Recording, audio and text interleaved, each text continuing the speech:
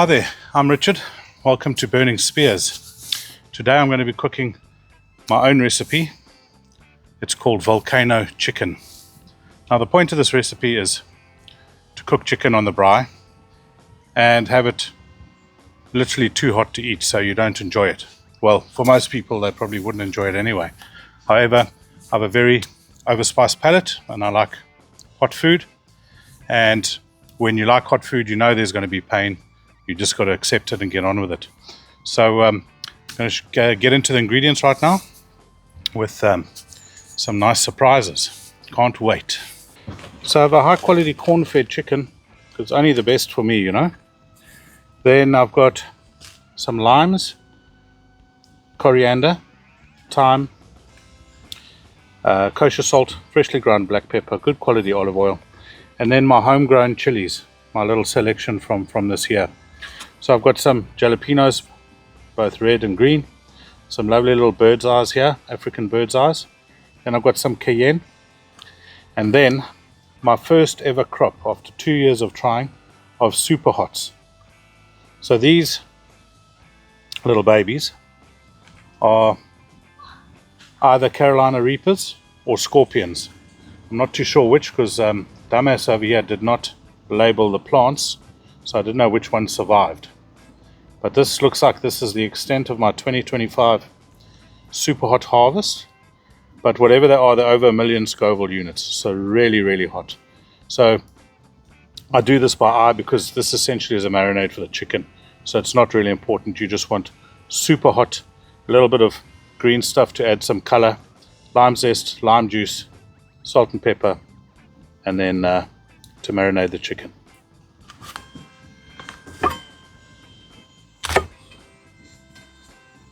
Oof, that's hot. You can just smell it. Deadly. Now in my volcano chicken, you will really want to get a hot pepper, like at least a habanero or scotch bonnet. Otherwise, in my books, it ain't no volcano. So this hurts on the way in, and it'll definitely hurt on the way out. It's just the way it is.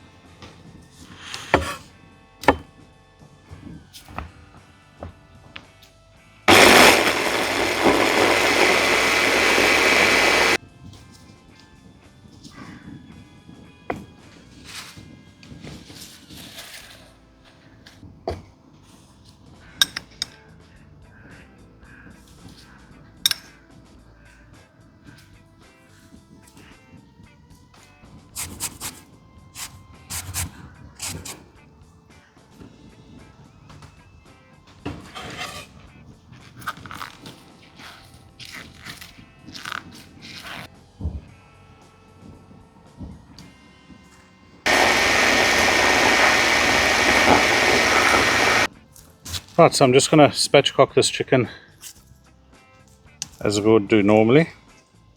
You can see the lovely yellow skin because of the corn-fedness.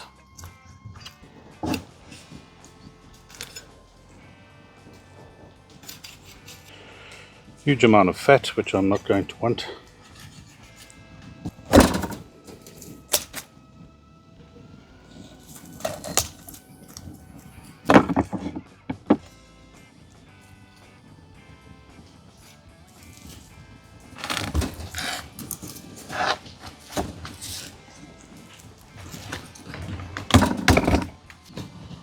Right, I add some slices in the thick parts so that they cook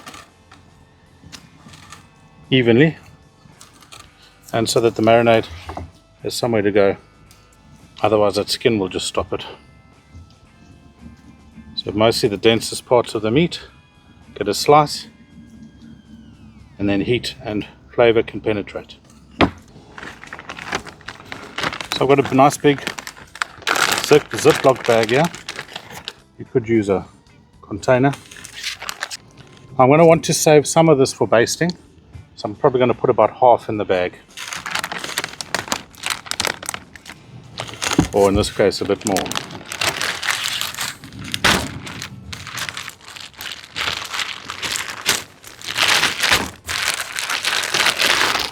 Right, there you have it. So this could go back into the fridge overnight. For the purposes of this video, I won't be doing that. I'll just give it a turn from time to time until we're ready to cook.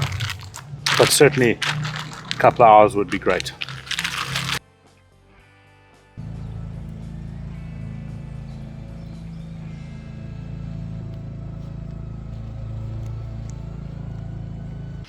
Okay, let's talk about fire.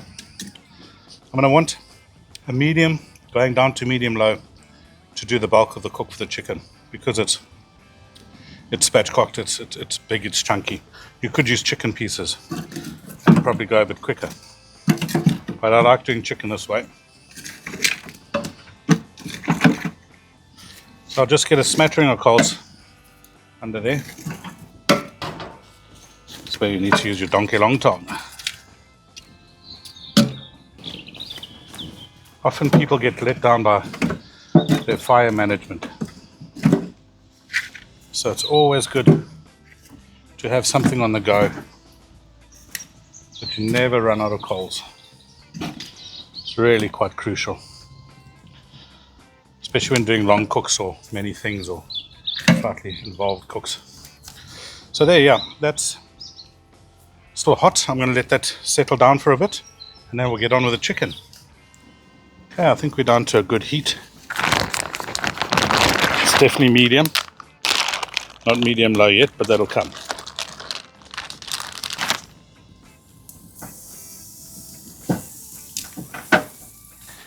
And we go bone side down so that the chicken is protected. I will utilize this while early on in the cook because it is contaminated with raw chicken, but I'll utilize it early on. It's not going to make a difference. Really aiming for those cuts. Now, because the heat is from the side, I won't just leave it and let it relax. I'll turn it so it gets even exposure to this real hot wall, so that we don't overdo anything and try and get a more equal cook throughout. Just a quick thank you to Gareth and Vicky for buying me a donkey long tong for my 50th birthday. Now I'm not the only person with some sort of envy at 50.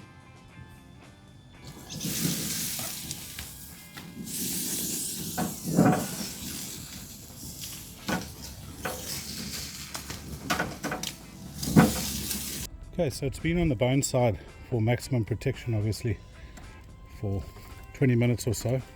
Could leave it longer, but let's have a look and see. Quite happy with that. Looking good. Okay, so been about 10 minutes, and as you can see, beautiful temperature. It hasn't overcooked or anything like that. It's getting pretty floppy, so I think we're nearly done. So what I'm going to do is I'm going to get the coals to a sort of medium-high heat so that we can start charring everything and getting close to fruition.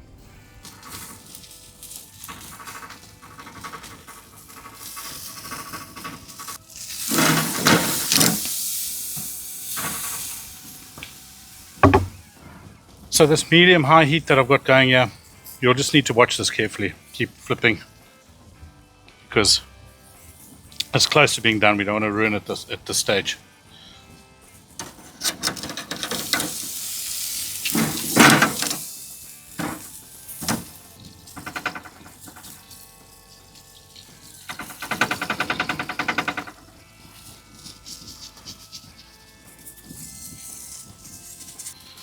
So the legs and thigh portions are done. The breast is still a little bit under.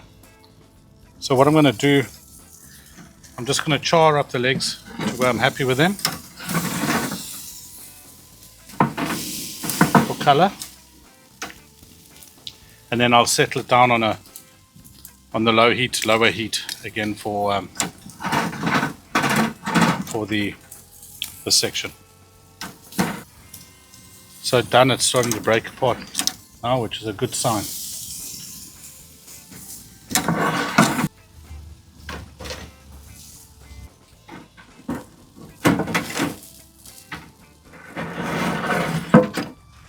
I'm going to do my final check for color on the top.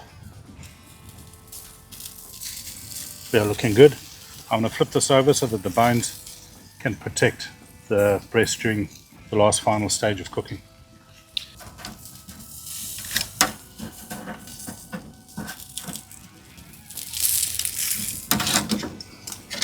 Pretty happy with that.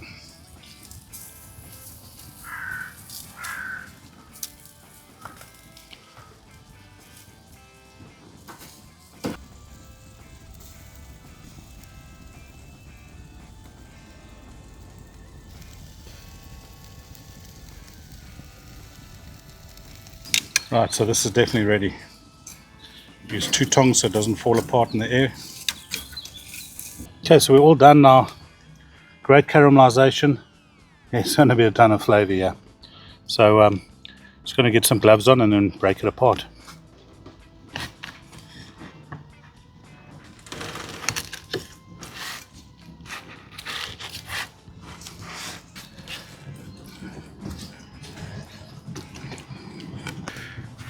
Right, excuse me for the untidy breakup, but I'm in a rush to get some picanha on. So let's give it a taste. I know it does need a bit of seasoning because I did sneak a little bit, and I'm trying to pretend that my mouth is not on fire. So season it a touch, just with some salt. Right, some breast. So not messing around, straight away, bang. Right, some of this delectable skin with heavy coating of the volcano stuff. It is great, as you can see by just the look of it, but this heat is ratcheting up.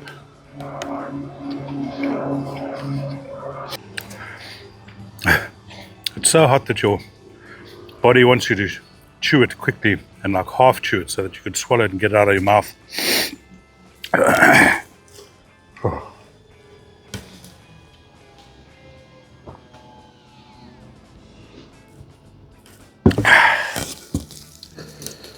So that's why I call it volcano chicken.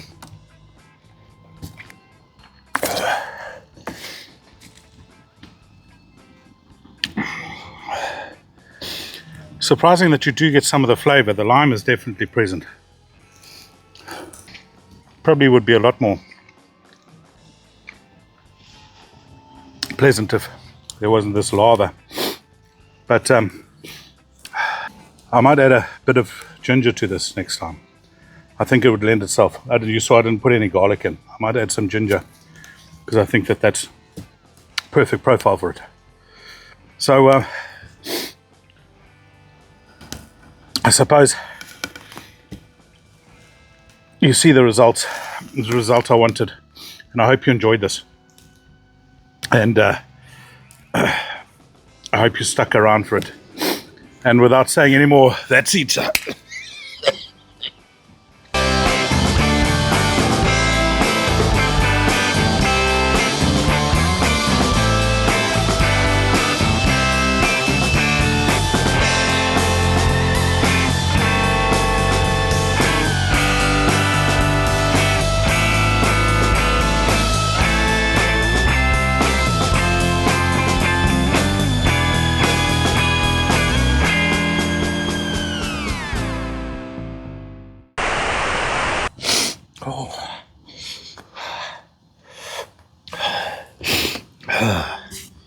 Jeez, I'm gonna have to eat all of that.